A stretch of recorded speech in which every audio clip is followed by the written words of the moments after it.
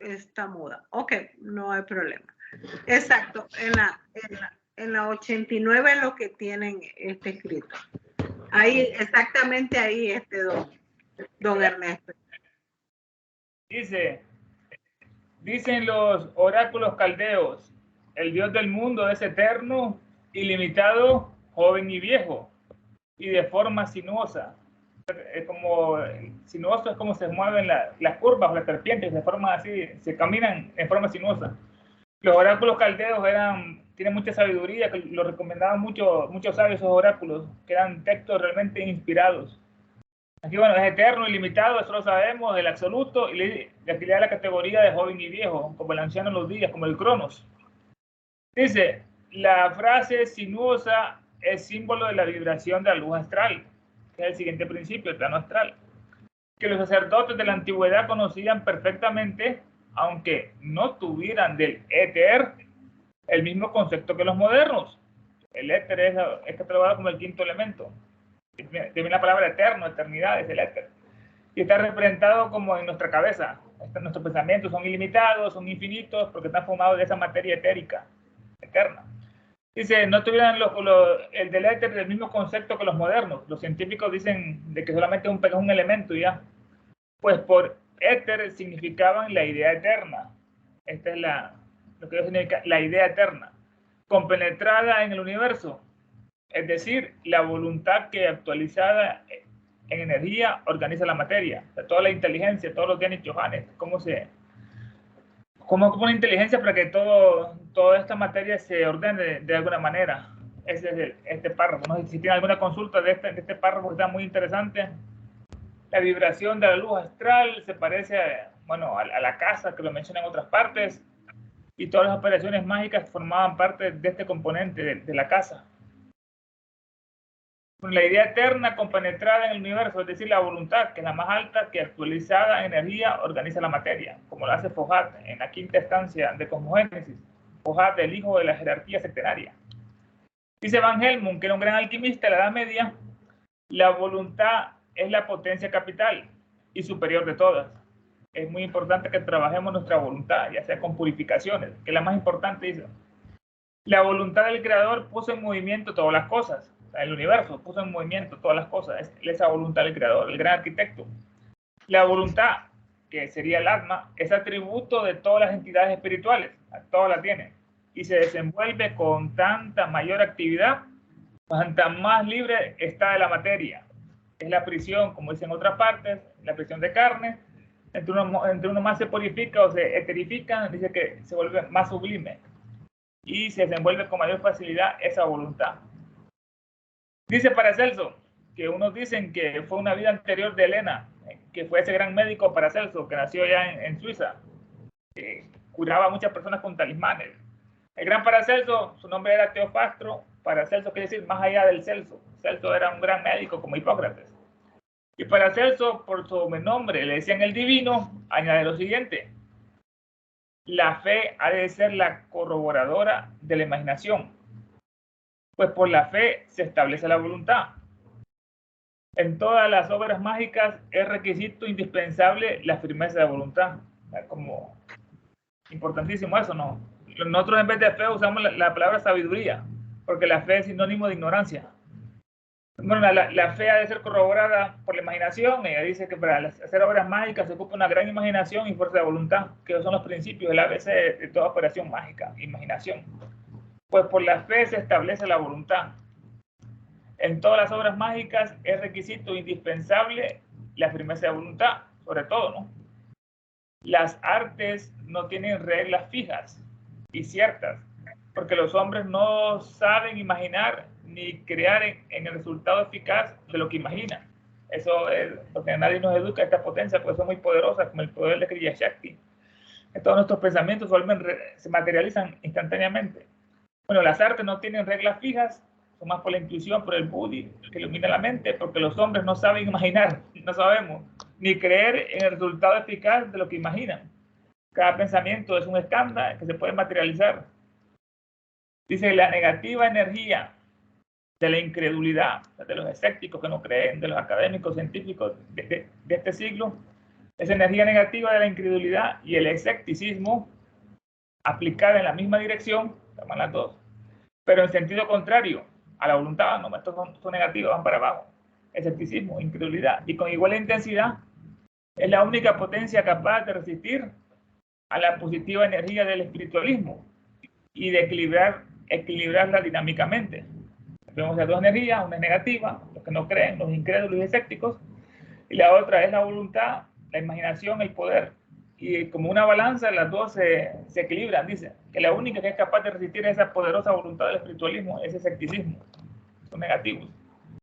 No les ha de maravillar, por lo tanto, a los espiritistas de Dan Carlin, que la presencia de los escépticos empedernidos o de quienes asistan a las sesiones espiritistas con preconcebida animosidad, más negativa a las reuniones, sea impedimento para cualquier manifestación fenoménica. Es un gran impedimento.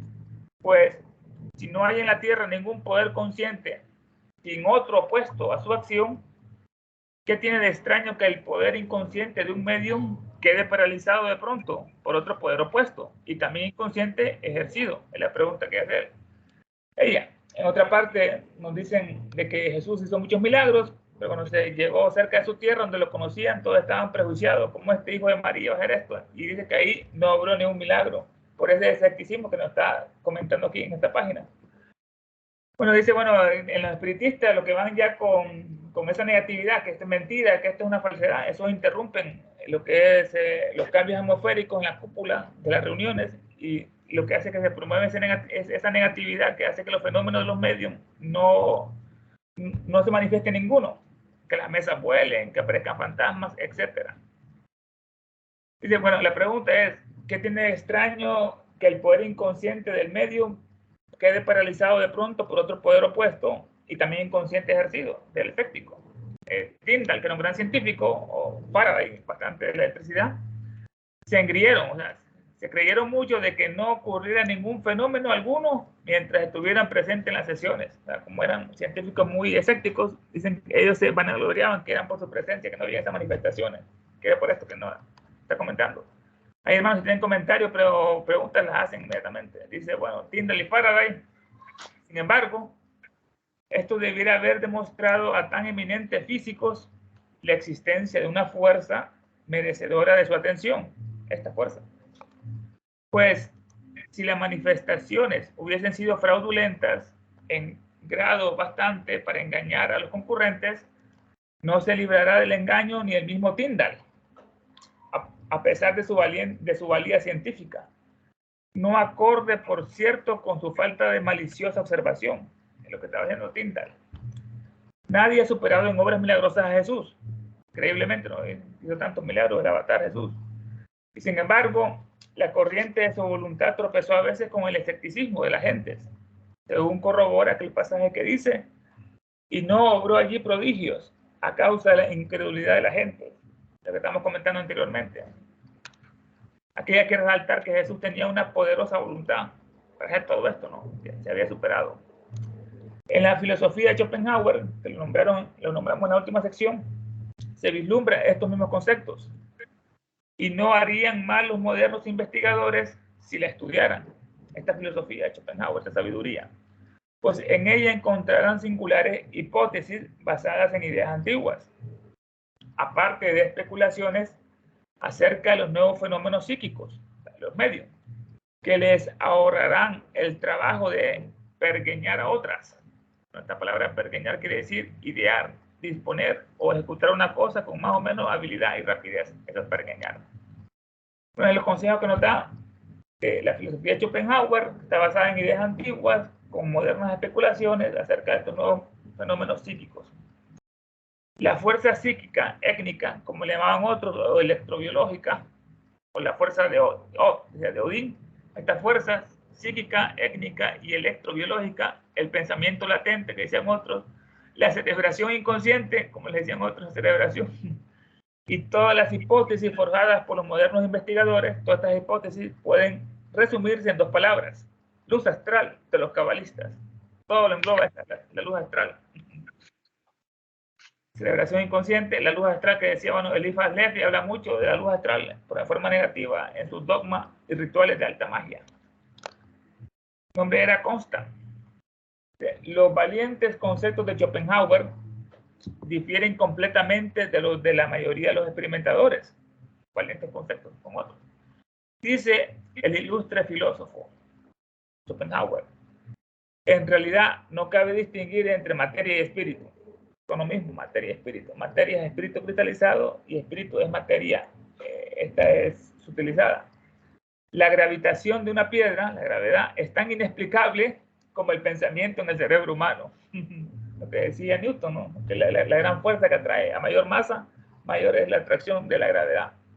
Pero dice Schopenhauer que son tan misteriosas como el pensamiento en el ser humano, la gravedad. Si no sabemos por qué cae al suelo un objeto material, una piedra, una manzana, tampoco sabremos si este objeto es o no capaz de pensar, dice Schopenhauer. Lo atrae dicen que es por los grandes imanes que hay en la Tierra, por lo norte y por lo sur, por eso las brújulas apuntan hacia allá. Aún en las mismas ciencias físicas, tan pronto como pasamos de lo experimental a lo especulativo, del experimento a la especulación, pasamos de lo físico a lo que está más allá, que es lo metafísico, nos atajan el paso las enigmáticas fuerzas que estaba la hermana comentando, la cohesión, que todo lo une, los átomos, la afinidad, gravitación, etcétera, que nos atajan esas enigmáticas fuerzas. ¿Por qué se unen los átomos? ¿Por qué se rompen los enlaces? Porque hay afinidad positiva, negativa, gravitación, etcétera, cuyo misterio es para nuestro sentido tan profundo como la voluntad y el pensamiento humano. Los grandes misterios, la voluntad, el pensamiento humano lo compara con los misterios de la gravitación, las fuerzas de cohesión, etcétera. Entonces, nos vemos frente a frente de las inescrutables fuerzas de naturaleza. Estamos frente a frente a ellas. ¿Dónde está pues esa materia que presumís de conocer tan bien y con la que os creéis familiarizado hasta el punto de deducir de ella todas vuestras teorías, de toda esa materia o los modos de movimiento de la fuerza y de atribuirle cuanto os parece esa materia, ¿no? Nuestra razón y nuestros sentidos solo son capaces de conocer lo superficial, eso es cierto, ¿no? Pero jamás penetrarán en la íntima sustancia de las cosas, que es la casa, la materia primordial. Tal era la opinión del gran filósofo Emmanuel Kant, teoría de razón pura, Kant. Elena lo comenta bastante como un filósofo muy avanzado a Kant. Tal era la opinión de Kant: si admitís algo espiritual en el hombre, el alma, forzosamente habéis de admitirlo también en la piedra. O sea, como la mónada que está en todas partes, que anima a la piedra, anima pues la planta, después al animal, después al hombre, después al ángel, después al Dios. Si vuestra muerta y pasiva materia, es como ven los científicos, que está muerta la materia es pasiva, tiene el propósito de gravitar, atraer, repeler y fulgurar, no es razón negarle la de pensar, como piensa el cerebro. Hay animales, como ejemplo, en los océanos, las medusas, aguas malas le dicen, que no tienen cerebro, pero uno mira que persiguen al ser humano, después cuando le dan un golpe se van, o sea, tienen pensamiento que no tengan cerebro. Está en otros planos, son como los elementales. En suma, cada partícula del llamado espíritu puede sustituirse equivalentemente cada partícula por otra de materia. Son intercambiables, la materia en espíritu y el espíritu en materia, como la materia con la energía materia. Y cada partícula de materia se puede también comparar por otra de espíritu, se puede suplantar. Así resulta que la cartesiana división, de Descartes, de las cosas en materia y espíritu es filosóficamente inexacta. Y conviene diferenciarlas en voluntad y manifestación. La voluntad es el espíritu, la conciencia, y manifestación ya es la materia, ya está manifestada.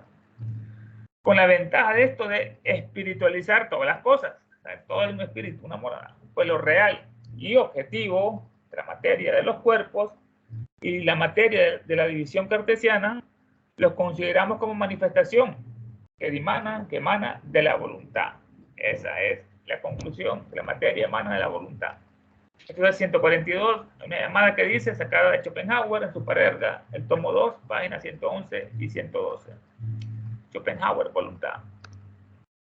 Estas opiniones corroboran lo que ya dijimos acerca de las diversas denominaciones dadas a una misma cosa, como si los adversarios disputaran sobre palabras, sobre cosas superficiales, no sobre la esencia de las cosas.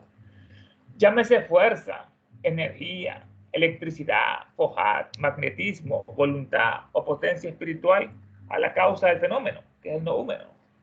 Siempre será la parcial manifestación del alma, la parcial, está manifestando parcialmente, encarnada o desencarnada, en cuerpo humano o en otra manifestación, esa alma, esa monada. De una partícula de la inteligente y omnipotente individual voluntad. Qué definición tan sublime, ¿no? Le damos a esta alma, fenómeno, ¿no? Alma encarnada, que es una partícula, es como una gota del océano, que ya lo comentó al principio de esta obra. Una partícula, una gota del océano, una partícula de la inteligente, somos nosotros, omnipotente, que todo lo puede, e individual voluntad, serían los logos, que llena la naturaleza toda, todo lo informa, todo lo llena, todo lo penetra, como el anima mundi, como el alaya, ya que por insuficiencia del lenguaje humano, para expresar los conceptos psicológicos le llamamos Dios, pero no el Dios ese antropomórfico, no un anciano sentado en un trono que maldice, que siente cólera, que cada cultura, cada raza representa a su Dios de acuerdo a sus tendencias. Los vikingos, que eran sanguinarios, los representaban a Odín, como matando muchos dioses, otras cosas, los gigantes luchando, a Thor, etc. La serpiente del mundo, Midgard. Las ideas que sobre este punto exponen algunos filósofos modernos son erróneas en muchos aspectos. Desde el punto de vista cabalístico, Harman califica sus propias opiniones de prejuicio instintivo y afirma que la experimentación no ha de tener por otro objeto la materia propiamente dicha, sino las fuerzas que actúan en esa materia, que en ella actúan, de lo cual infiere que la llamada materia es tan solo una agregación de fuerzas atómicas, que por cierto la cohesión, esta agregación, pues de lo contrario sería la materia una palabra sin sentido científico. Bueno, este Harman, su nombre era Friedrich Harman, nació el 4 de julio de 1796, fue un profesor universitario alemán, matemático, capitán militar y geodesista. Lo que decía Harman, de esos conceptos, califica sus propias opiniones de prejuicio instintivo, lo lleva en la sangre, esos prejuicios, que se transmite, y afirma que la experimentación no ha de tener por objeto la materia propiamente dicha de los académicos científicos, sino hay que saber las fuerzas que operan en esa materia, que en ella actúan, lo cual infiere que la llamada materia es tan solo la agregación de fuerzas atómicas. Toda la materia son átomos, como decía Demócrito. Pues de lo contrario sería la materia una palabra sin sentido científico. Mas a pesar de su sincera, de Harman, confesión de que nada saben con seguridad acerca de ella, acerca de la materia, los experimentadores físicos, fisiólogos que estudian el funcionamiento del cuerpo humano, químicos, divinizan la materia. La han hecho una deidad esa materia, el protoplasma de Huxley. Hay una nota en la 143 acerca de ella que dice, esto es sacado de Huxley, Fundamentos Físicos de la Vida, un científico bastante materialista que ella lo critica. Decían el bulldog de Darwin, porque era defendía ferozmente esas teorías falsas. Así bueno que los experimentadores modernos, tanto físicos, fisiólogos y químicos, divinizan la materia. Es la nueva deidad, el protoplasma. Todo fenómeno con cuya explicación no aciertan los científicos sirve de incienso en el altar de la diosa predilecta de la ciencia.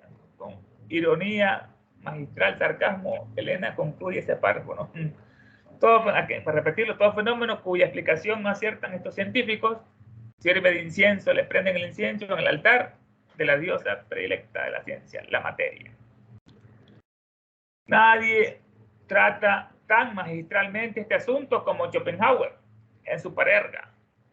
Parerga, un libro de él, es una obra accesoria o secundaria de la Parerga. Se designan anexos o antologías, como la adenda que da de la doctrina secreta de pequeños escritos. Esa es la Parerga. Nadie trata tan magistralmente este asunto como Schopenhauer en su Parerga. Estudia detenidamente el magnetismo animal, que el barón de Dupotet lo trajo mucho, curaba a muchas personas en Francia, en Europa. Estudia la terapéutica simpática, la profecía, la magia, los agüeros las apariciones espectrales, fantasmas y otros fenómenos psíquicos, respecto de lo cual dice lo siguiente. Todas estas manifestaciones son ramas del mismo árbol y prueban irrefutablemente la existencia de una categoría de seres pertenecientes a un orden de naturaleza muy distinto, el que se basa en la ley del espacio y del tiempo y de la adaptación, las cuales conocemos, es la conclusión que da él, ¿no? Ahí estudia todo esto: magnetismo animal, terapéutica, simpática, la profecía de ciertos hombres, la clarividencia, por ejemplo, de Swedenborg, la magia y los agüeros, todos los sortilegios, todos los encantos, presagios. Estudia las apariciones de los fantasmas, que estaban ya en boga con Allan Kardec, porque la marea psíquica estaba alta en esa época, después bajó. Y otros fenómenos psíquicos, respecto a lo cual dice lo siguiente, la conclusión, a repetirla: todas estas manifestaciones son ramas del mismo árbol.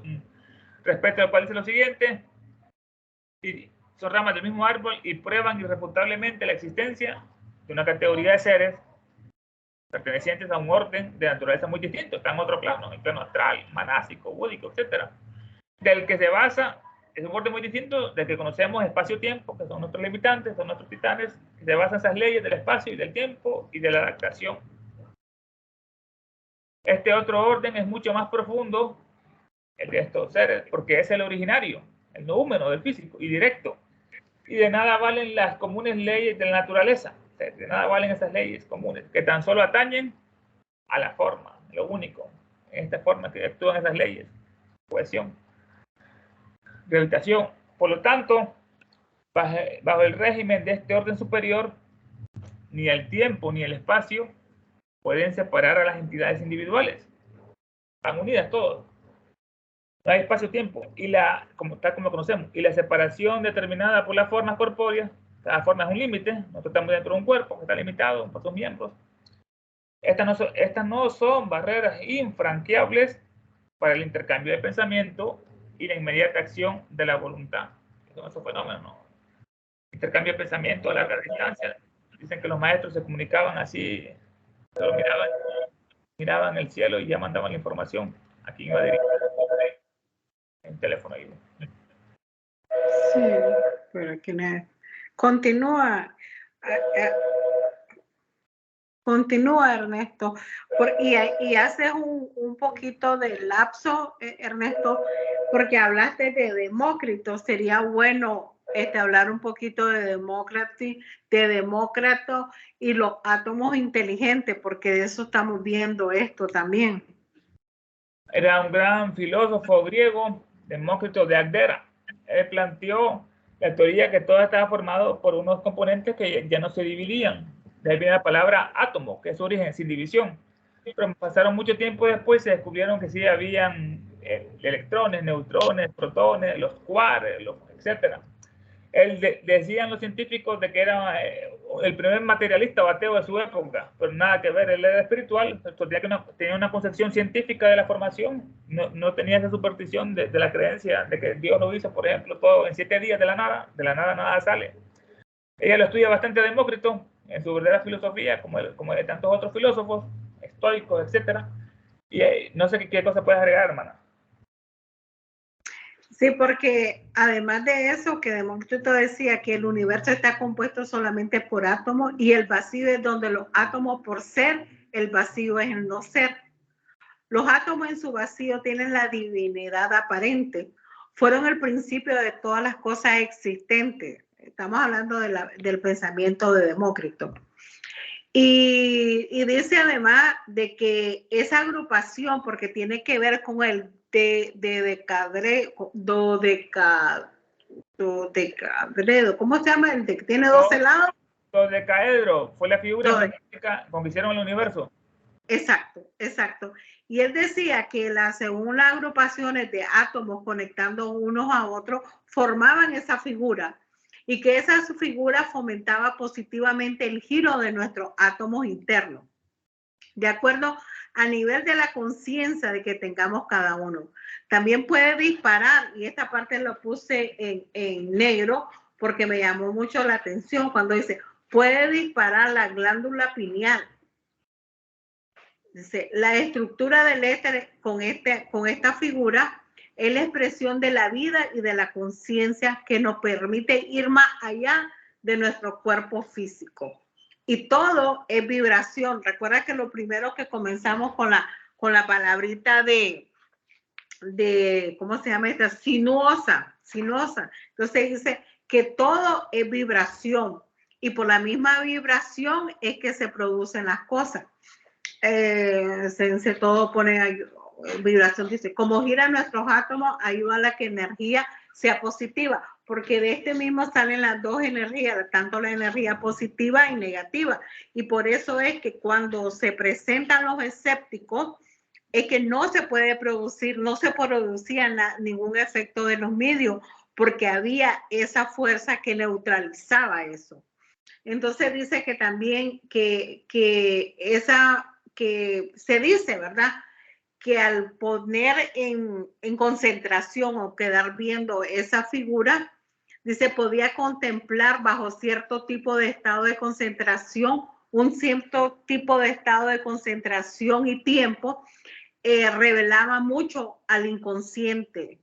Y uno de ellos era el sigilos. Pueden usarse para despertar algunas cosas. Y luego habla de lo que es la ideación divina, de lo que estabas hablando tú al principio. Bueno, ¿hasta dónde terminaste de leer, Ernesto, para marcar? Hasta es decir, contacto material, ¿verdad? Antes de, además de esas manifestaciones. Espérate, déjame ver. Sí, hasta ahí creo que fue. Y en la adaptación, esto es de orden, el tiempo y el espacio pueden separar a los individuos, también lo vimos de este modo. Ajá. Sí, hasta ahí. Vamos a ver si alguien más, hasta ahí llegamos, oíste, cuide. Lo voy a apuntar aquí, a ver si alguien, porque entró una chica, pero no, no sé si es doña Giselle o don Pedro. Pedro Pablo. Giselle, entraste, ¿verdad? ¿Eres tú? No, ¿o es don Pedro? ¿Algún comentario, Arturo? Pero entendiste, ¿verdad? Bastante. Sí, porque aquí también se habla, aquí hay una parte que me llamó mucho la atención de lo que hizo énfasis Ernesto, de la luz astral, como fuerza, energía, akasha o la energía activa. Y esto, pero anteriormente a eso, si hablo de la luz astral como el hijo, tengo que hablar también de la parte de la ideación divina, que es el Padre. Para poder hablar del Hijo, tengo que hablar de la ideación divina, como Platón decía, que era el no, la mente de Miúrrica, que reside en la ideación del mundo que ha de ser. Y por consecuencia, tengo que hablar también de Filón judeo, que habla de la creación de un mundo incorpóreo que estaba fundamentalmente en la mente divina, que esto nosotros lo conocemos como los prototipos de absolutamente de todo. Todo lo que está en el akasha, en la mente universal, en el Mahat, de la mente universal, es que ahí se puede atraer, porque de la mente está todo el edificio, todo está en, cuando va a ser un arquitecto, está todo en la mente. Luego, con la ayuda de la materia primordial, que es la madre, en este caso el arquitecto busca la materia concreta en sí. Pero Platón también decía que la sustancia primaria emanó de la mente de Miurga, por ejemplo, el aliento, la exhalación. Entonces tiene que ver por consecuencia la ideación divina del Padre. Y luego del Padre, fíjate que la materia primordial me llamó la atención cuando también se habla en el hinduismo es Prakriti y en la ideación divina en el hinduismo es Purusha y es lo mismo, el espíritu divino y lo que es Prakriti, lo que es la parte de la materia. Y luego, por consecuencia, al estar el padre y la madre, viene la luz astral, que es el hijo, la fuerza, la energía, la que activa. El soplar, fíjate que cuando leí esta parte, cuando leí lo de soplar el aliento, me fui inmediatamente a Génesis, porque en Génesis se dice, le sopló el aliento y el barro vivió, algo así dice, al soplar el espíritu, el éter sobre la materia primordial, crea el cosmos. Esta está hablando de luz astral, pero si lo pongo con una analogía, es lo que mismo vemos en la creación del hombre de barro. Y luego dice, habla de un espíritu de Dios que desde toda la eternidad cobija la ideación divina, que es el misterio órfico. Luego el producto de esa unión entre Purusha y Prakriti crea la idea eterna, compenetrada en el universo. Habla de una compenetración. Y por consiguiente viene la voluntad manifestada, que da igual a la fuerza y la energía. Y la fuerza manifestada, fíjate cómo va encadenado esta vaina, estas palabras, con la fuerza, la voluntad manifestada que da la fuerza y la energía, tiene que ver con la imaginación, porque si no hay imaginación no se produce absolutamente nada. Y esto tiene que ver también con Anima Mundi, Paramatma o el Brahma, no el Brahma neutral, sino el que va con la tilde. Y luego esto que se va formando va escupiendo como lo grande, como ¿cómo se llama este chico que hizo David? O sea, que ya está el marco, el mármol entero, lo que se está quitando son los sobrantes, porque cuando está escupiendo va organizando la materia que se está viendo anteriormente, que estuvimos viendo aquí, que la materia se va formando, se va esculpiendo, porque se va organizando. Esta tiene que ver con la cohesión. Y luego tiene que ver también con la vibración, porque se habló que el Dios del mundo eterno, ilimitado, joven y viejo, aquí tiene que ver con lo de Cori, el fragmento de Cori, porque dice, aunque pasen las muchas formas, jamás es destruido. En sus ondas es una vibración que solo se puede ver la diferenciación. Y por consiguiente, estas vibraciones tienen la fuerza, las leyes que son su diferenciación. Ya aquí ya va como bajándose, como decir, yo no sé si se acuerdan del ejemplo del triángulo, ¿no? Que en la parte de arriba, ¿verdad? Sale la parte izquierda, que es la parte inmanifestada, y la derecha es la manifestación. Y luego, el que va en la parte de abajo, está ya el tercer logo, ya lo manifestado. Pero sin embargo, todo lo que nosotros podemos ver, tocar, son solamente proyecciones de la ideación divina. ¿Algún otro comentario, muchachos, que ya me levantaron la mano aquí? Alguien que esté en la línea, doña Argelia, ¿cómo que se llama? Es que no le veo los nombres. Dulce o Giselle, Pedro, Arturo, José. Arturo. Es que esto está muy fácil, dicen ellos, porque no hay comentario por el momento. Okay. ¿Algo más que quieras comentar, don Ernesto, de lo que dije o lo que tú dijiste? Complementémoslo. Está interesante lo que comentaste acerca de la materia, que es la madre inmaculada, que es el Prakriti, de los vitales, o el Mulaprakriti, y el otro es el Purusha, que es el espíritu, la conciencia. Allá en Oriente hacen una analogía que el espíritu, dice, es una cabeza, pero nació sin cuerpo, y la materia es el cuerpo, pero no tiene cabeza.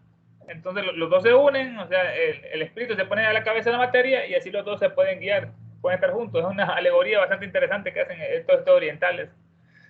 Y Platón, como uno de los máximos exponentes de la sabiduría de Europa, dicen, Elena, de que han pasado más de 2000 años y todavía Platón no ha vuelto a reencarnar todavía. Por lo tanto, fue el impulso que dio al formar la academia, que todavía no ha vuelto a este plano. No, bueno, hablando de Platón, se dice que Platón fue un iniciado, y debido a la promesa de su iniciación no podía dar todo lo que él sabía. Por eso le decían ellos, tú no pudiste entender, más sin embargo, era por el secreto de iniciación que no podía decirlo absolutamente todo. Y sobre todo en la carta segunda, en la carta segunda a Dionisio habla de eso, habla de que no podía publicar absolutamente nada.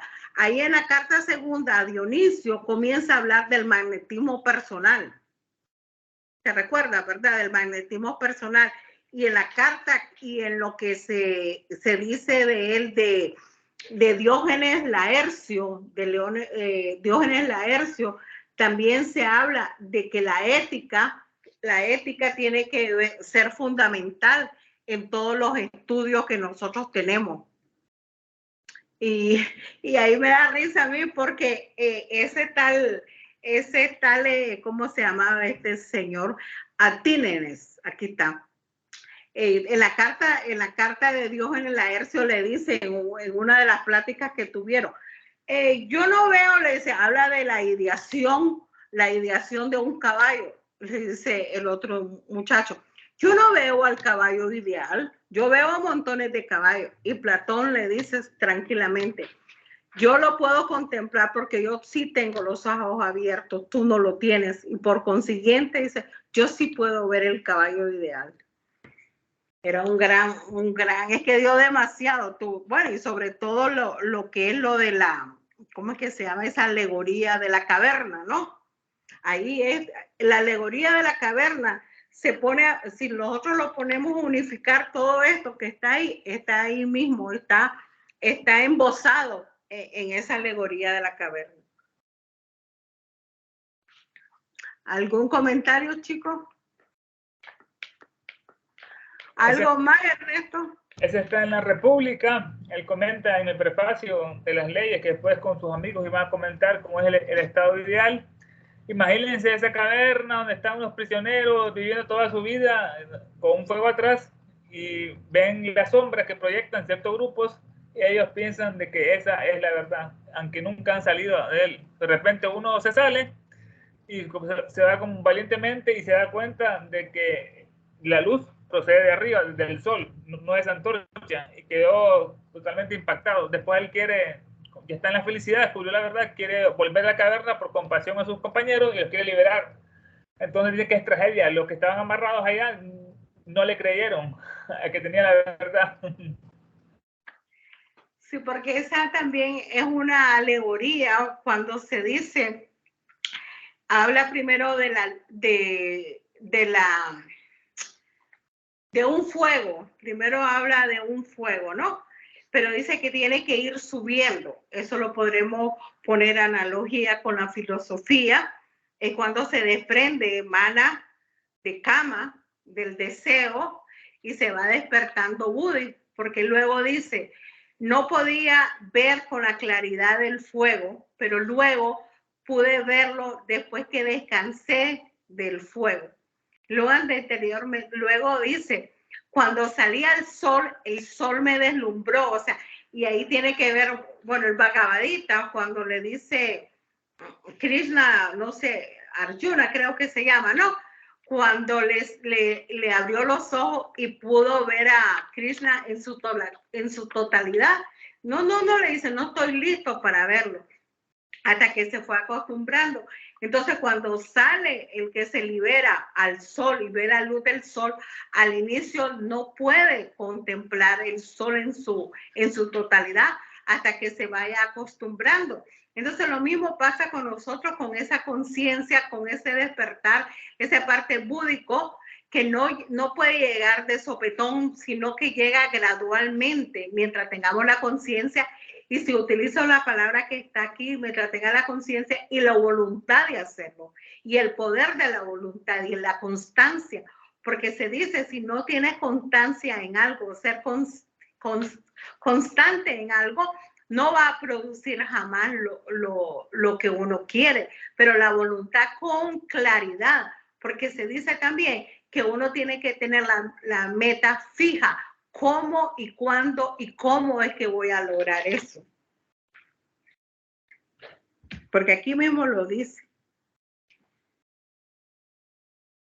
¿Algún otro comentario, don Ernesto? No.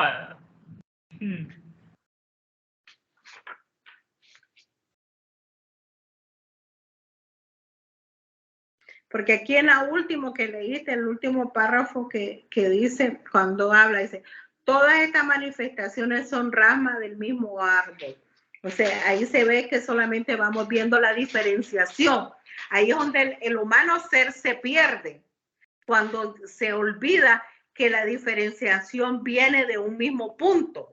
¿Ven lo que dice aquí? Dice, todas estas manifestaciones son ramas del mismo árbol y prueban irrefutablemente la existencia de una categoría de seres pertenecientes a un orden de la naturaleza muy distinto del que se basa en las leyes del espacio, del tiempo y de la adaptación. Porque ya cuando nos vamos a, es como un pensamiento, ¿no? Que cuando nosotros comenzamos a hacer el ejercicio, había un ejercicio de pensamiento que le pasabas a ti, decías un ejemplo, rosa, y la describías la rosa, y luego le decías a otra persona y a otra. Cuando llegaba al final de la fila, ya se había desfigurado la primera idea de que tú habías dado a la última. Y ahí es donde se ve que existe ¿cómo podríamos decir eso? La diferenciación que se va absorbiendo y no queda absolutamente en nada. Ya se perdió en el espacio y en el tiempo. Eso en psicología le llaman el experimento de los rumores. Que es lo que estaba comentando, que le dicen a uno, describe tal cosa y después se le va contando al otro, y hasta el final el mensaje se distorsiona casi todo. Exactamente. Se llama, ¿cómo se llama? Rumores.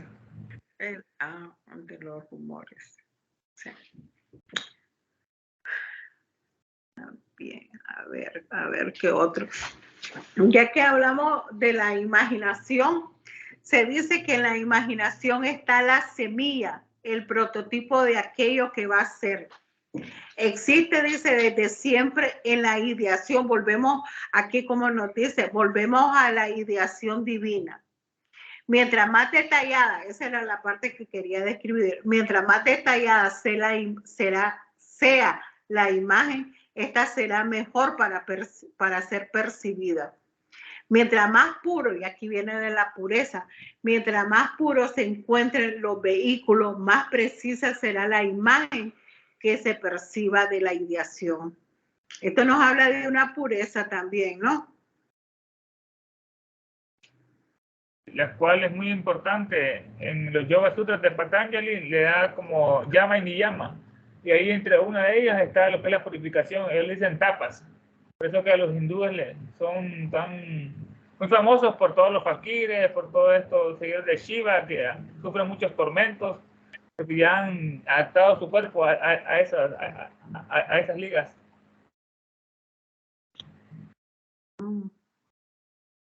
¿Eso en dónde está, dice? Yoga Sutras de Patanjali. Aquí hay un librito, lo has leído, el librito, ¿verdad? Hay un pequeño librito. A ver, alguien levantó, ¿algún comentario, Argelia? ¿O quién más?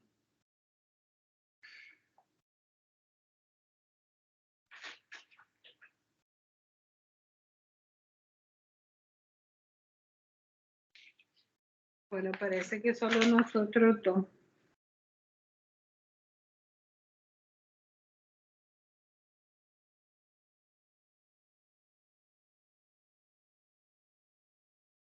Y tú, ¿cómo es que, José?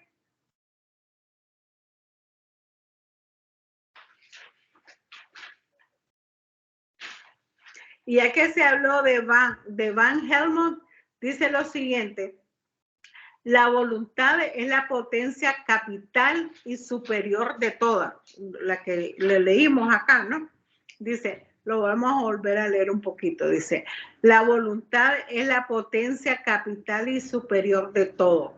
La voluntad del Creador la voluntad del Creador puso en movimiento todas las cosas.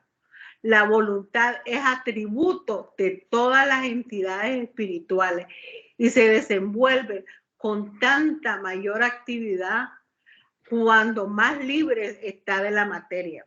Aquí está un llamado, porque aquí está un llamado a los materialistas, porque si te haces más concreta la materia, no se va a poder liberar. Mira lo que dice aquí, mayor actividad, cuando más libre está de la materia. Aquí está un llamado para que podamos dejarnos de llevar por la materia, porque la materia, bueno, aunque se vea repetitivo, te hace más materialista, te hace más concreta. Entonces la masa, el cama se hace más pesado, es como un globo, ¿no? ¿Cómo vas a poder elevar ese globo si no tiras todo lo que te sobra? Pero en este caso no es lo que te sobra, sino más bien lo que te ata a la tierra. Adelante, Arturo. Sí, en ese párrafo que leíste hay algo, ¿cómo lo pudiéramos poner en contexto? Voy a leer. Dice Van Helmont, la voluntad es la potencia capital y superior de todas. La voluntad del Creador, y esa es la palabra que no me suena mucho, la voluntad del Creador puso en movimiento todas las cosas. ¿A qué se refiere con el Creador? Estamos viendo, recuerden que expliqué un poquito lo que es la ideación divina, que es el Padre, luego la materia, que es la Madre, y por consiguiente da la luz astral, que es el Hijo. Ahí es la creación, de esa creación que se está hablando, no la creación de un Dios materialista que dice de la nada se hizo.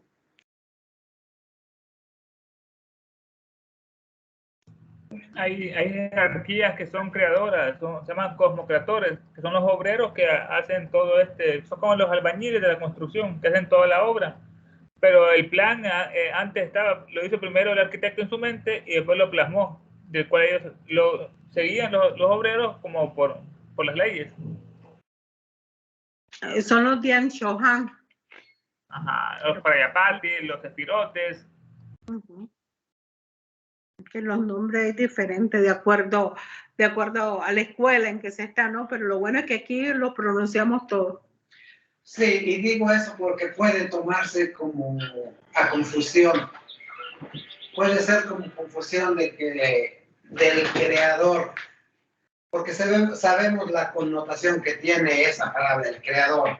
Si le preguntamos a cualquier gente común y corriente, ¿quién es el creador? Va a decir Dios. ¿Y cuál Dios? Pues el Dios cualquiera, ¿verdad? El Dios cristiano. O sea, no tienen ellos la gente no tiene la información que, por ejemplo, la que describes tú o la que se describe en otros lados. Y aquí dice claramente la voluntad del Creador. Entonces es lo que pienso, que ahí hay algo que tiende a la confusión. Pero lo único es que este párrafo viene del anterior. Okay. Entonces el anterior te lleva a de que no está hablando de ese Dios de la Iglesia Católica, por llamar así, porque te está hablando de una luz astral, te está hablando de la idea eterna, de la ideación eterna, te está hablando de la energía que organiza la materia, lo que es la cohesión. Te está hablando, por ejemplo, de una energía, de una electricidad, magnetismo que hace la cohesión en sí. Entonces, por eso es que luego habla de esa manera, pero teniendo un poquito recordar el párrafo anterior de qué es lo que se está hablando, de una ideación eterna del Padre, de la Madre, y por consiguiente te va a dar al Hijo. Pero no estamos hablando de un hijo biológico, sino de un hijo de creación precósmica.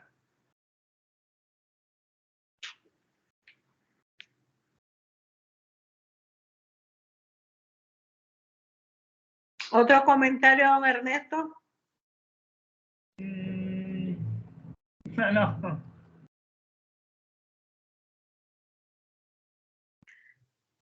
Porque luego, después de hablar del señor Van Helmont, también está otra parte, donde dice, en todas las obras mágicas es requisito, pero estamos hablando de la magia, de la magia, no de ahora de Sésamo. Dice, en todas las obras mágicas es requisito indispensable la firmeza de voluntad, que es lo que, cómo la firmeza y la voluntad va de la mano. No puede ir voluntad sin una gran firmeza. Y sobre todo el saber que en esa misma voluntad va correlacionada las dos energías, la energía positiva y la energía negativa. Que luego lo dice aquí, dice la negativa energía y la positiva energía.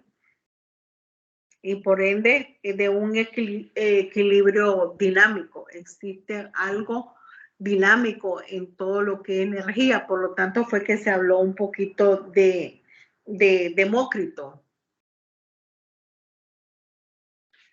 Estaba leyendo aquí que, por ejemplo, es un impedimento, ¿verdad? Por ejemplo, en las sesiones mediúmnicas, que es un requisito que todos estén en el mismo canal, que tengan esa voluntad para ver los fenómenos, los supuestos fenómenos que pudieran acontecer ahí. Y si alguien que sea escéptico o incrédulo, no va a dejar que esas manifestaciones ocurran. Entonces, no sé, como que no le da tanta fuerza a eso. Necesitan estar todos por así decirlo, necesitan estar todos dentro de la misma onda para que eso ocurra o no ocurren. Entonces, no sé, como veo como que no hay tal cohesión en lo que están haciendo.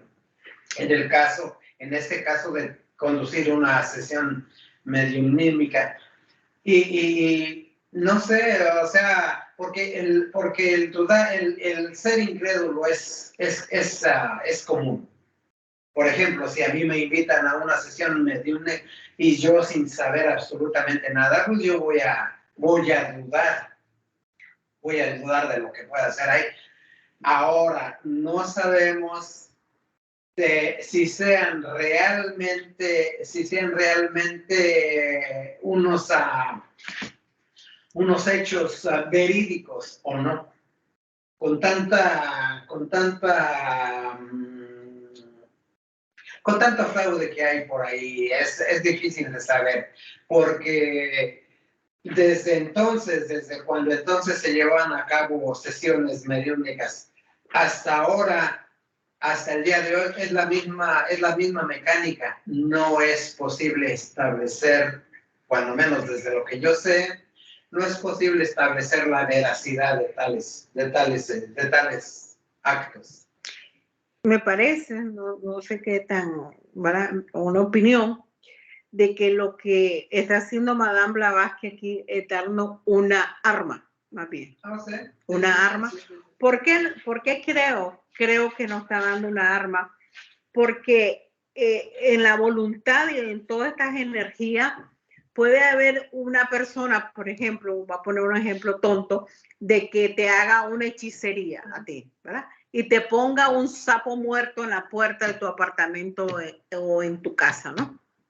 Tú puedes ser escéptico totalmente escéptico, pero en el momento que tú ves un sapo, un ratón, lo que sea, muerto enfrente de tu casa, y tú dices, ching, me están haciendo algo, abriste la puerta y el mal puede entrar a ti, siendo escéptico.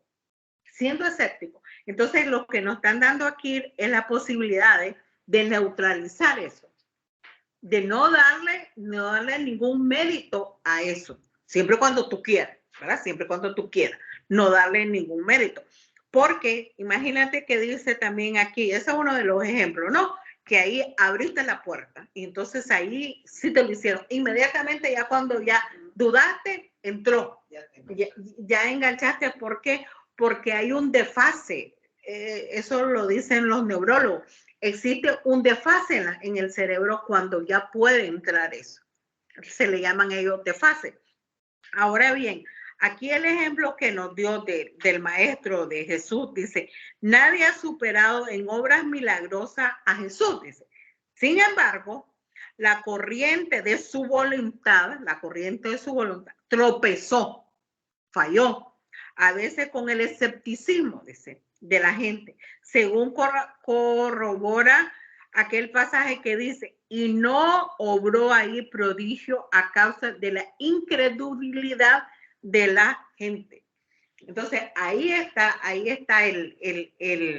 la enseñanza que nos está dando Madame Blavatsky para poder cortar, para poder tapiar todas las influencias malignas que puede haber. No nos está diciendo que no existen, están diciendo que sí existen. El mal como mal existe. Sin embargo, tú puedes cortar ese mal. Tú lo puedes superar. Cada uno de nosotros lo podemos superar a eso. Si no, quitándole la fuerza a él. No el dudar. Fíjate que no es el dudar. Porque en uno de los libros salió un ejemplo. Decía que si llegaba una persona a unos lugares de eso y decía, no, eso no puede ser. El dudar te lleva más a caer que el escepticismo. El escepticismo no es de duda, el escepticismo es no creer y punto. Estamos hablando de diferentes tipos de gente, ¿verdad? Por ejemplo, te voy a poner un ejemplo, y sí está bien eso que dices, porque incluso en la misma filosofía se nos advierte ir en contra de esas prácticas de magia negra, porque es magia negra es magia negra, esas cosas de poner animales muertos o poner aquí, es simple magia negra, y nos advierten en contra de eso, pero yo aún sin saber nada de eso, soy más que escéptico. Yo digo, eso para mí no tiene ninguna importancia. Así que si yo fuera a mi casa y viera un animal muerto ahí en mi casa, que posiblemente lo sé, pero no le presto, no le doy poder a ese pensamiento, no le doy poder a eso. Y hasta ahorita, o sea, ni me interesa mucho todo ese tipo de fenómenos porque no es el caso. El momento en que tú le das importancia a ese tipo de sucesos es cuando empiezas a entrar en eso, empiezas a entrar al círculo. Y si no le das la fuerza, simplemente se disipa toda esa posible fuerza. Porque repito, decía al principio que hay diferentes tipos de mentalidades, por así decirlo, ¿verdad? Hay personas que están muy interesadas en eso, e incluso acuden a brujos, y acuden aquí, y acuden allá, y acuden ya sea para pedir servicios o para que los salven de tales servicios. Y también hay el tipo de gentes que eso ni siquiera lo consideran, no lo consideran, pues, o sea, no, está fuera de toda relación, como es mi caso. Yo no considero nada de eso, no pienso, no creo que como ellos claman, los espiritistas claman que se puede uno comunicar con los espíritus de los muertos. No, yo pienso que eso es imposible. Una vez ya que se murió, la persona ya no tiene conciencia de lo que es, más bien de lo que fue. Ya no hay tal conciencia, ya no hay modo de establecer algún tipo de comunicación. Y lo que vemos, como por ejemplo movimientos de mesas o movimientos de sillas o aquí y allá, son simplemente, en mi concepto, son simplemente fenómenos que no tienen ningún tipo de valor. Eso es nada más, o sea, quería establecer eso porque bien mencionaste tú y lo mencionaste y qué bueno que lo mencionas, que se nos advierte y que no es de que en el escrito diga que eso es verdad o que hay que ponerle mucha atención y que aquí y que allá. No. Se nos advierte incluso en la literatura de que eso es magia negra y con la magia negra mejor no meterse. Es como si un niño quisiera arreglar un cortocircuito que ocurrió en la casa. Si no sabe el niño de la electricidad, de cómo opera la electricidad, el niño se va a quemar o se va a electrocutar o lo que sea. Así somos nosotros, no sabemos mucho de la magia negra y no estamos en condiciones de adentrarnos en esa esfera de la magia negra. Mejor enviar buenos pensamientos a la gente y eso es magia blanca, sin tanto problema. Si unimos lo que acabas de decir ahorita con la clase que está bien fresca de hoy que nos compartió Alejandro, Ajá. Se nos dice que para que todo fluya, no tenés que tener la resistencia sin resistir. La resistencia sin resistir. ¿Y cómo puedes tener eso? Sino con la conciencia pristina. No atarte absolutamente de nada, verlo solamente las cosas pasar. Entonces, ¿qué se dice también? Nos hablaron de los 3 cuerpos, ¿verdad? De los 3 kayas. Se nos hablaron de los 3 kayas. Entonces, ahí nos da otro armamento de que nosotros podemos tener, siempre y cuando lo tengamos presente, porque si ya se nos olvidó la clase de la mañana, más rápido se nos olvida mañana mismo.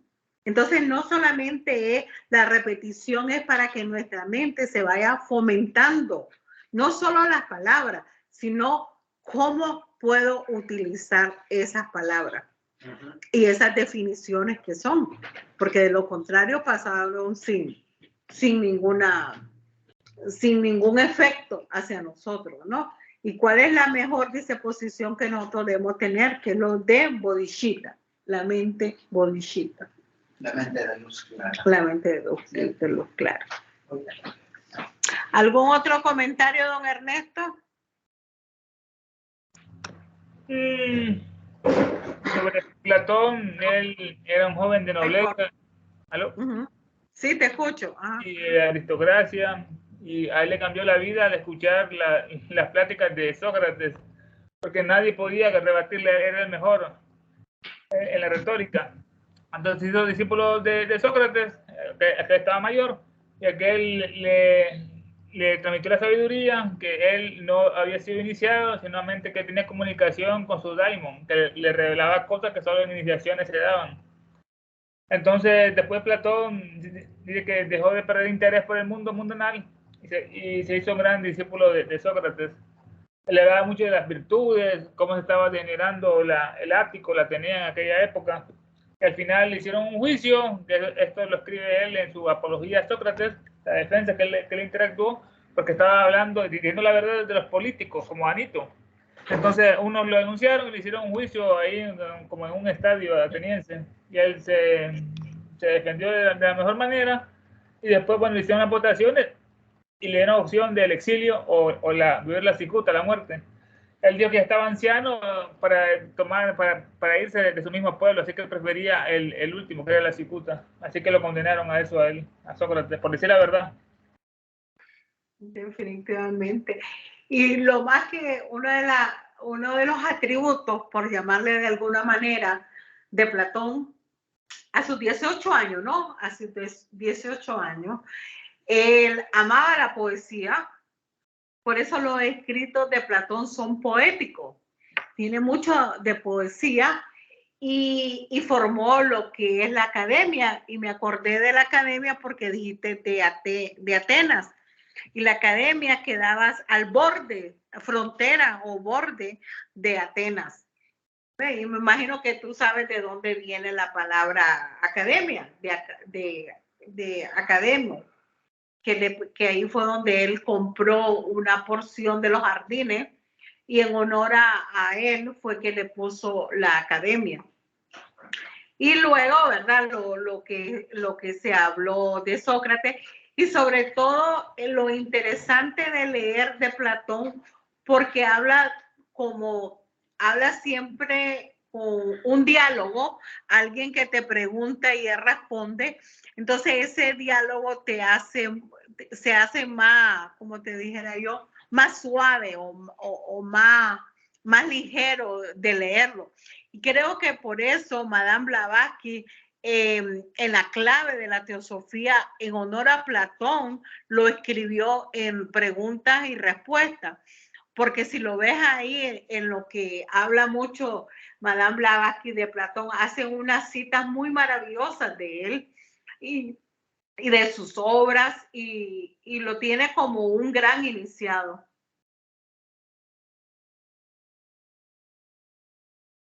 ¿Al otro comentario, Arturo? No. Argelia, pues solo tú y yo, Ernesto. ¿Has leído bastante entonces de Platón? Sí, sí, muy lindo los diálogos, el Parménides, el Critias, el Tetes, la ciencia, algo de la República, sí, el amor, el banquete, no, sí, sí, los diálogos platónicos son muy profundos, expone una sabiduría de una manera, como estabas comentando, de preguntas y respuestas, como después se usó en la clave de la teosofía, que era manera bastante idónea y fácil, en vez de leer esos tratados como eran en aquella época utilizados, ¿no? Como Aristóteles te dormiste, te aburra mucho, pues, porque no era nada espiritual. Y el método de Platón va de lo general a lo particular, que es lo más idóneo. Estudiamos primero el cuerpo humano, la sangre, el bombeo, y no nos vamos directamente al dedo, qué músculos tiene. Uno se pierde, podemos tener la imagen completa, como el universo, y después entrar a los más infinitos detalles que hay. Exacto, exacto. Y eso, fíjate que habla mucho de la voluntad, ¿verdad? Porque Schopenhauer habla qué es la voluntad del punto de vista de él. Y tiene que ver también de la mano la constancia de que tuvo Platón en eso, porque no fue una vida, digamos, muy suave, fue una vida accidentada, hasta lo vendieron como esclavo a Platón.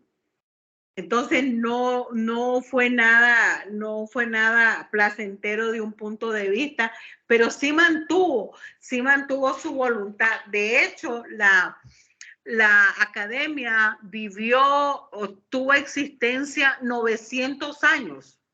Fueron 600 años, creo que fueron 600 años después de la venida de Jesús. Creo que fue Justiniano el que dijo, Nimai, esto se cierra, porque la iglesia, después que fue una perseguida, pasó a ser una perseguidora. Y ahí es donde se ve cómo el poder, cuando tienes el poder, ya te hace, como te dijera, te hace un militar sin escrúpulo. Es que no es ni la palabra militar, sino una persona sin escrúpulo. La voluntad pierde el pie, te vuelve más cuaternario, inferior, y olvidas la parte tuya, la parte del alma, que la parte del alma búdica trasciende cualquier estado psicológico. Interesante lo de la vida de Platón.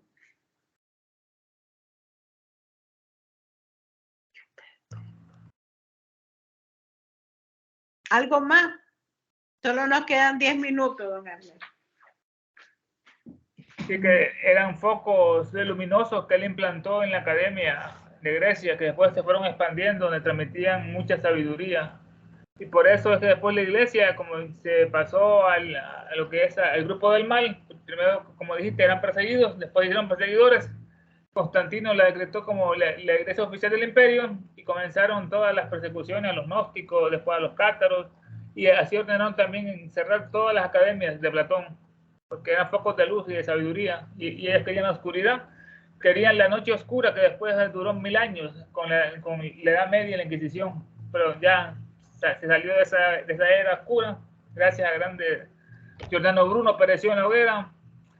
Sí. Hipatia de Alejandría también fue masacrada horriblemente, que era la última directoria del Serapeón, hija del matemático Teón, y era la vanguardia de la luz, pero los cristianos fanáticos la despedazaron con caracoles, la desnudaron, eso fue bien horrible. Ya te lo comenta en Inicio sin velo, lo que pasó con Hipatia.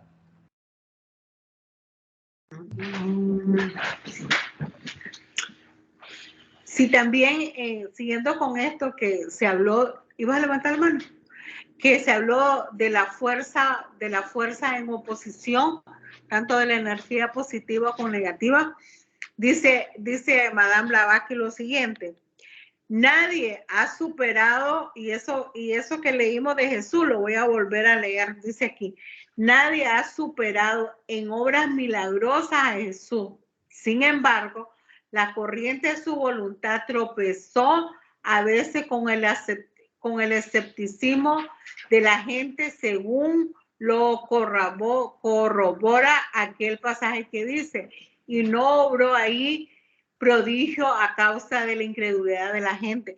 Y esto tiene que ver también con lo que estamos leyendo de los grandes filósofos, porque a Pitágoras, si unimos la clase también de ayer, cuando se dice Krishna como un guerrero del dinamismo y Buda con la ética. Recuerda, ¿verdad? La clase de ayer que se habló eso.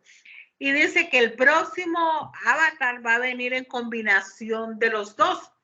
Entonces, por ende, todas estas energías va a poder neutralizar, porque ya con la ética y el dinamismo ya quedan obsoletas, va a poder venir como aquella, me imagino, yo a veces que tengo una imaginación un poquito fuerte, que va a venir como una espada filosa, ¿no? Como cuando están trabajando estos chicos de Japón. ¿Cómo se llaman estos chicos de Japón que andan una gran flecha? Los samuráis, que tienen que tener un filo casi para abrir un cuerpo o abrir una vasija, la corte por la mitad y todavía queda entera. Entonces, eso me imagino porque se están viendo demasiadas energías en contrastes ahorita. Si tú ves en el oriente, las guerras que están pasando, las bombas que están poniendo, la destrucción de iglesias, la destrucción de credos, aquí viene algo interesante. Estamos a los 148 años de la fundación de la teosofía, del movimiento teosófico. Faltan 2 años más para completar los 150 años. Son ese número 25, el múltiple del 5, que me llama la atención. ¿Te has dado cuenta de todos esos movimientos que hay en el oriente, verdad, Ernesto? ¿Cómo cuáles? De las bombas que están pasando en las ciudades, los desastres naturales que están pasando, y esos son los movimientos ciclos que estamos viendo. ¿Te acuerdas que la clase de ayer dijo que los ciclos no es que van a desaparecer los egos? Lo que desaparece es la parte física de ellos, del sistema que está en ellos. Entonces algo está pasando por aquellos lados y por supuesto que nos va a llegar algo aquí de este lado de acá.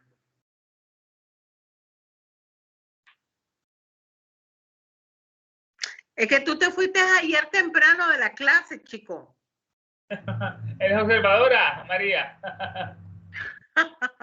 No, es que yo por supuesto que digo, ¿y este muchachito por qué se fue tan temprano? No. Usted tiene que estar al pie del cañón. Sí, tiene razón. Giselle, ¿tienes algún comentario que hacer? O don Pedro, Pedro o Pablo, o don Pablo, creo que es don Pedro. Don Pedro.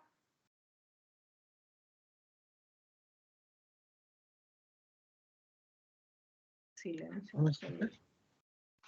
Adelante, don Pedro. Bueno, hay mucho que comentar, muy enriquecedor todo lo que he estado escuchando, tratando de hilar una línea de participación, ¿verdad? Pero pues hay mucho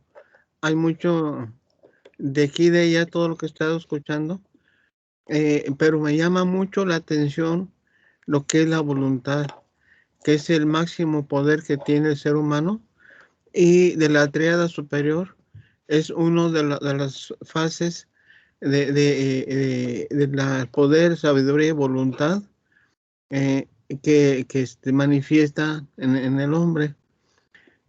Hablando de la voluntad, ahí me inspiraría para embonarlo en algunas líneas que he estado escuchando, pero en sí yo creo que la voluntad es es el motor el constructor del universo. Ahora estaba yo escuchando sobre la imaginación, sobre la ideación de un universo, ¿verdad? Y la imagen. Entonces ahorita estaba yo tratando de correlacionarlos. ¿Qué fue la imagen o la idea primero para echar a andar la construcción del universo? Puesto que a mí me gusta mucho el tema de las formas mentales. Las formas mentales que se dan muy constantemente y que se pueden construir con una densidad enorme para poder hacer el bien o hacer el mal a sí mismo y a los demás. El poder del pensamiento en esas formas. Y la forma mental, pues que se trabaja constantemente. Hace rato escuché yo, pues que la magia blanca, la magia negra, eh, y que ahí entra mucho en juego el uso de la mente, porque una bendición o una maldición no se pierden, están esperando un canal que se abra, una sintonía que entre para poder entrar esa bendición o esa maldición. Hay mucho que comentar, es muy enriquecedor. Yo necesito tener el texto para, para ir recreando las ideas e ir el entretejido del conocimiento, entretejer este conocimiento para tenerlo más armado, ¿sí? Y poder yo, en base al texto, pues exponer varios temas, varios puntos más bien de participación. Repito, está muy enriquecedor. Desde hace rato nos estaban mencionando a Giselle o a mí, y yo por novicio, novato, sin pericia en manejar la computadora, pues a veces por tratar de poner la voz, me quito o pongo la imagen o no pongo nada. Pero eh, doy las gracias por estos momentos tan enriquecedores, tan únicos y tan irrepetibles. Muchas gracias. Gracias a usted, don Pedro. Una pregunta, ¿usted tiene el libro o lo tiene Giselle, el libro de Isis sin velo? Yo no lo tengo, es posible que lo tenga ya. Anduve buscando ayer en libros usados. No había usados, había nuevecitos. También uno que me expusieron a la venta es el glosario teosófico para tener dos, ¿verdad?